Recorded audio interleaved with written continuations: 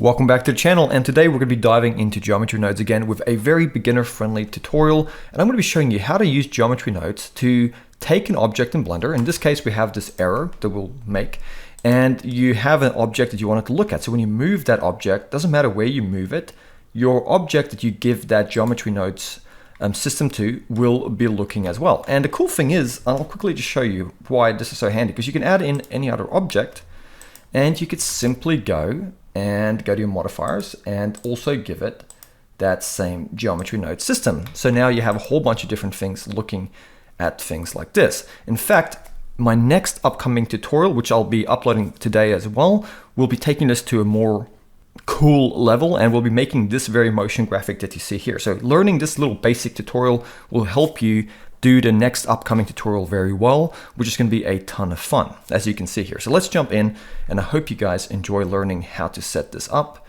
in Blender.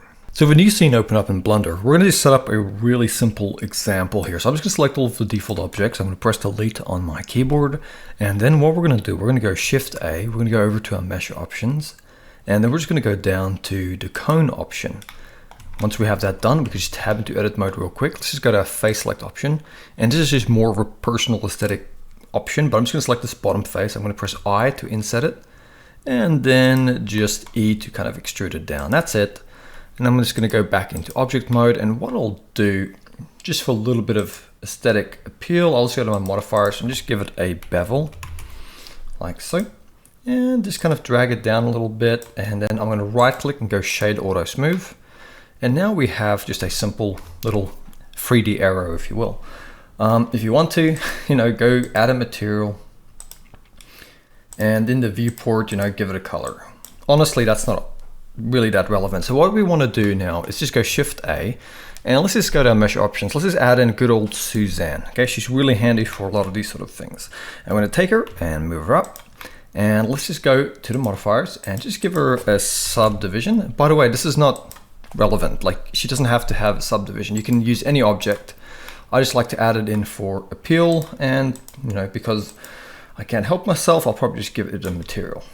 Okay, there we go. So now we have a fun little setup to play with in GeoNodes. So let's just hop over into geometry nodes. And what we want to do is inside of geometry nodes, we want to select the thing that we actually want to point.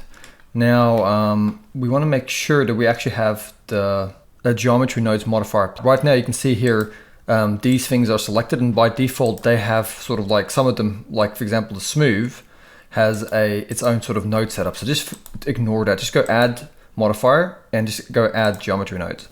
Now we have a GeoNode system, and just click new, and then let's just call this look at, because it's looking at, right? So now we have a nice little setup here to start. So we want to actually start by coming up here and grabbing, just clicking on Suzanne. And if, by the way, this is a good opportunity for beginners to learn. So you can see everything just disappeared because I clicked on something else.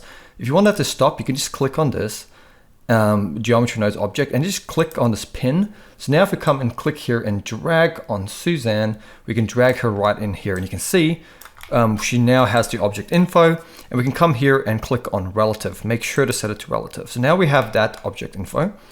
And then what we're going to do is we're just going to take that object info, and we're just going to go Shift D to duplicate and move it down. And now what we're going to do, we're going to go Shift A, we're going to search, and we're going to type in self object.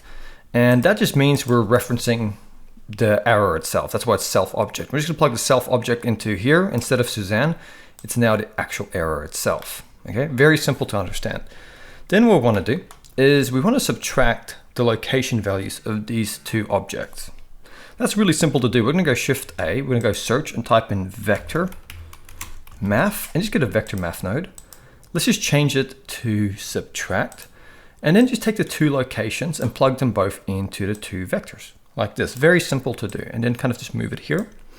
And now we can use that data to align our vector. And it's a very well-made node in Blender that already does that. So we're going to go Shift A, we're going to go search, we're just going to type in align, and we're going to go align rotation to vector. Click on it. And then what you're going to do is you're going to plug this into the vector. That gives us the vectors that we're looking for. So essentially the 2 points where you can like draw a line between, and it makes a vector. So that's kind of what that gives us. And then all we need to do is just kind of take the rotation of the object, which we're going to use, and plug it in there. And now we have that data sort of set up. For now, we'll leave it at Z. We might have to change it, we'll see, but that should work. So let's just place this on top of here, just to keep things a little bit more compact. And now what we can do is we can go Shift A, search, and we can get a geometry to and geometry to instance, because we want to make this an instance. Okay. And then we want to go Shift A, search, and we want to go rotate instances and get a rotate instances, put it on this line here.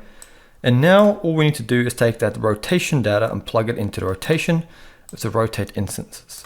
Now you can see the arrow is still pointing up, but that's because our monkey is right above it. So if I grab the monkey now and I go G to move, you can see Suzanne is now the cause of this arrow pointing. So wherever we move this now, look at that.